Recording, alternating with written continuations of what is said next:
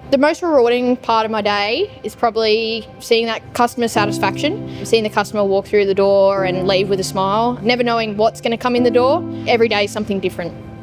My name's Olivia Barsley and I work at Hutchin & Pearce, Cowra, New South Wales.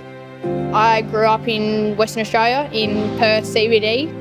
When I was young, I just had that interest into mainly livestock. It was always something in the back of my brain, just being like, uni's not the place for you, like go out, work on a farm, like getting my hands dirty is what I really wanted to do. I moved over to New South Wales and did my Cert 3 in agriculture at Cowra College. And then ever since then, I've moved out to the Cowra region and kind of just found Hutchin & Pearce and something that I'm interested in and going to stick with for a while now.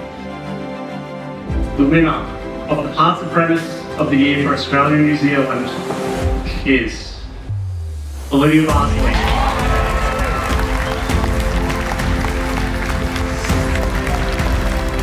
First off, I'd like to thank John Deere Australia and New Zealand for putting on the event and for what they've put out for the last 3 days. I'm very glad to be a woman in ag and part of the Australia farming economy.